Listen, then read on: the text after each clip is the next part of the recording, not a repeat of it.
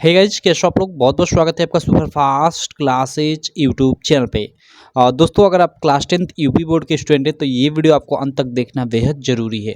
अगर आप 2023 में बोर्ड एग्जाम देने वाला हो, जी हाँ मेरे दोस्तों, आप सब लोग जानते होंगे कि आप लोग का बोर्ड परीक्षा 2023 के लिए क्लास 10 का पूरा पेपर पैटर्न बदल गया है, जिसमें आप लोग का जितना भी अब आप लोग का जैसे रस छंद अलंकार या तत्सम तद्भव से या फिर संधि से रिलेटेड जो भी मतलब ऐसे प्रश्न पूछा करते थे, इनसे इन सबसे अब मिलाकर आप लोग का 20 मार्क का शुरू में ऑब्जेक्टिव प्रश्न पूछेगा। जी हाँ मेरे दोस्त, जिसमें आप लोग का जो शब्द रूप था, उससे भी धातु रूप था, सभी चीज़ों से मिलाकर आप लोग का शुरू में 20 मार्क का ऑब्जेक्टिव क्वेश्चन पूछेगा।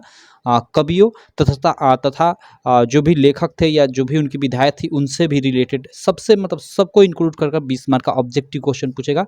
और इसका पूरा का पूरा पेपर पैटर्न क्या होगा, इसका भी मैं वीडियो बना चुका हूँ, तो आप चैनल पे जाकर देख सकते हो वीडियो।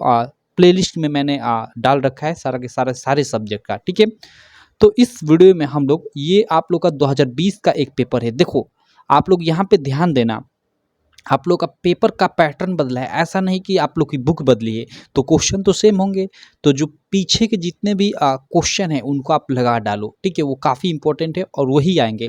और देखो, एक सीक्रेट आप जान जाओ कि मतलब एक ईयर का पीछे का ना जो मतलब प्रीवियस ईयर पेपर होता है, उससे ज़्यादा मतलब तर नहीं फंसता है। जैसे 2023 का बोर्ड एग्जाम अभी होने वाला है, तो 2022 के पेपर में से उतने क्वेश्चन नहीं फंसेंगे, लेकिन इससे पीछे के यानी 21, 20, 19 इधर के जो पेपर होंगे, इनसे फंसेंगे, बहुत ज़्यादा फंसेंगे क्वेश्चन।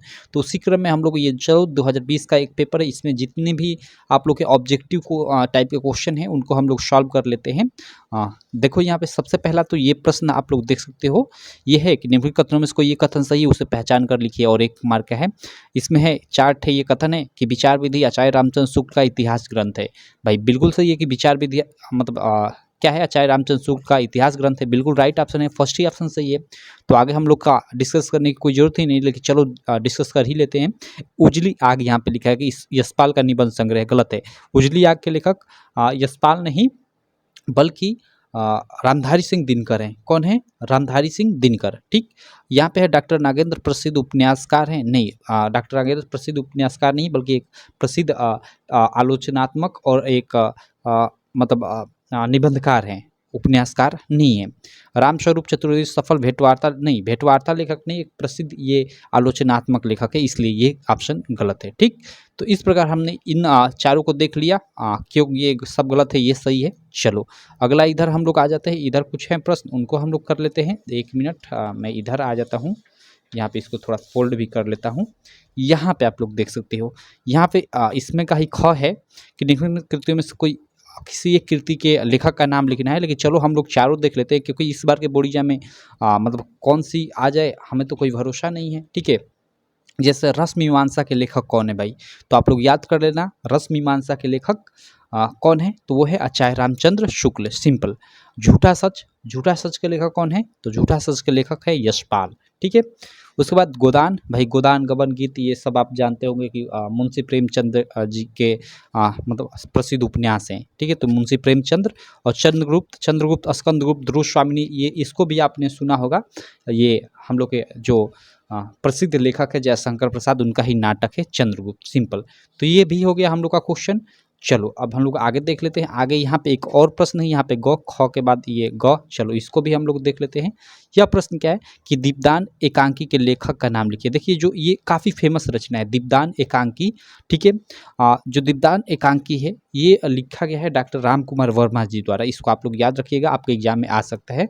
क्या? डॉक्टर राम कुमार वर्मा जी द्वारा लिखी गई है दीपदान एकांकी। कई प्रकार से आप लोग एग्जाम में क्वेश्चन पूछ सकता है कि दीपदान एक मतलब किस विधा की रचना है, और 4 ठे ऑप्शन दे देंगे, आत्मकथा, कहानी, एकांकी, नाटक। तो आपको पता रहेगा तभी तो लगा पाओगे। तो ये भी याद रखना कि दीपदान एकांकी विधा की रचना है, जिसके लेखक हैं डॉक्टर राम कुमार वर्मा, सिंपल। तो ये ग भी हो गया।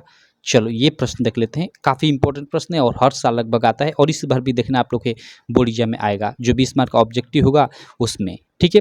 इसमें क्या भूलूँ कि याद करूँ किस विधा पर आधारित रचना है। तो सिंपल क्या भूलू किया याद करूँ, ये एक और एक नीर का निर्माण फिर, ये 2 रचनाएँ आप लोग याद रखिएगा। ये जो दोनों की दोनों रचनाएँ हैं, ठीक है, ये आत्मकथा विधा की रचनाएँ हैं और इनमें से एक आप लोग के बोर्ड एग्जाम में आएगा ही आएगा। तो क्या भूलू किया याद करूँ और नीर का निर्माण फिर, ठीक है, ये 2 रचनाएँ हैं जो आत्मकथा विधा की रचनाएँ और किसकी हैं, तो हरिवंश राय बच्चन जी की, सिंपल, ठीक है, किसकी, हरिवंश राय बच्चन। तो इनका नाम भी याद रखिएगा, ठीक। आई होप आपको ये भी क्लियर हो गया होगा। अगली देखो यहाँ प्रश्न है कि शुक्ल युग की किसी एक पत्रिका का नाम लिखिए। देखिए आपके प्रश्न में ऐसे मतलब नहीं पूछेगा, आप लोग के एग्जाम में मतलब शुक्ल युग की पत्रिका है और 4 ठे उसमें ऑप्शन देगा कौन सी है। तो चलो शुक्ल युग की मैं 2-3 ठे पत्रिकाएं बता देता हूँ इंपॉर्टेंट। एक हंस है, एक हंस पत्रिका है जो काफ़ी फेमस है, जिसके लेखक है मुंशी प्रेमचंद्र। एक आपका साहित्य संदेश है, कौन सी, साहित्य संदेश, ये पत्रिका है शुक्ल युग की, जिसके लेखक बाबू गुलाब राय हैं। और एक चांद है, ठीक है, एक चांद पत्रिका है जिसके मतलब लेखिका महादेवी वर्मा जी हैं। तो ये 3 पत्रिकाएं हैं शुक्ल युग की, काफ़ी फेमस, इनको आप लोग याद रखना, ठीक। हंस, साहित्य संदेश, चांद। हंस के लेखक हम बात करें तो वो है मुंशी प्रेमचंद, साहित्य संदेश की बात करें तो बाबू गुलाब राय, और चांद की बात करें तो वो है महादेवी वर्मा, ठीक।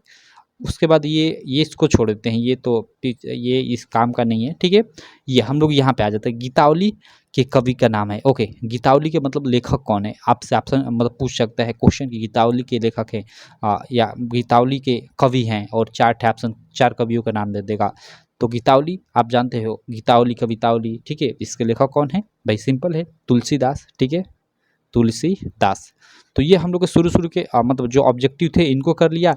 अब देखो इधर भी हम लोग आते हैं तो इधर भी आप लोग को इस मतलब ये तो इसका ऑब्जेक्टिव बनेगा ही बनेगा। और इसके अलावा जो इधर मैं आपको 1 मिनट मैं इधर आपको दिखाता हूँ आकर, यहाँ पे इधर मैं आऊँगा।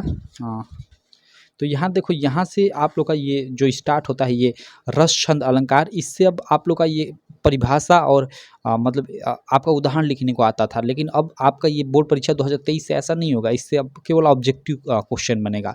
ये जो भी आपके उपसर्ग प्रत्यय हो गए, या इधर आप लोग के इधर मैं आ जाऊँगा तो परिवाची शब्द हो जाएंगे, ठीक है। इधर देखो ये मतलब ये संधि, परिवाची शब्द, फल मतलब ये रूप, धातु रूप, ये लट लकार, मतलब जो भी है इन सब से अब आप लोग का ऑब्जेक्टिव टाइप का प्रश्न पूछेगा शुरू में 20 मार्क का, जिसका आंसर आपको किस पे, ओएमआर शीट पे देना होगा, ठीक है। तो इसका जो पैटर्न है उसको मैंने बता रखा है पूरा का पूरा, आप लोग उससे भी इस वीडियो को देख लिए हो अभी तक। तो इसके बाद आप लोग मतलब जाइएगा चैनल पे और प्लेलिस्ट में जाइएगा, ठीक है, और वहाँ पे प्लेलिस्ट में आप लोग का ना कई थे प्लेलिस्ट दिख जाएंगे, उसी में आप लोग दिख जाएगा कि मतलब मॉडल पेपर बोर्ड एग्जाम 2023 ऐसे कर कर, ठीक है। या इसका लिंक मैं इस वीडियो के डिस्क्रिप्शन में भी डाल दूंगा, ठीक है, प्लेलिस्ट का। वहाँ पे आप जाकर सारे सब्जेक्ट का जो नया पैटर्न है वो देख सकते हैं, ठीक है। तो चलो इसमें यही थे मतलब इम्पोर्टेंट, इनको मैंने करा दिया। बाकी मैं ऐसे संदर्भ व्याख्या तो लेकर करा ही रहा हूँ क्वेश्चन, तो कोई दिक्कत नहीं। इसी तरह हम लोग आप लोग के जो भी प्रीवियस ईयर पेपर है उसके जो भी इंपॉर्टेंट क्वेश्चन हैं सभी के सभी विषयों का हम लोग सॉल्व कर लेंगे। तो चलो आशा करता हूँ ये वीडियो आपको काफ़ी अच्छी लगी होगी। वीडियो अच्छी लगी तो यार चैनल को सब्सक्राइब कर देना, वीडियो को लाइक कर देना, और अपने सारे दोस्तों में इस वीडियो को शेयर भी कर देना। तो चलो मैं मिलता हूँ आपसे नेक्स्ट वीडियो में, तब तक के लिए थैंक यू।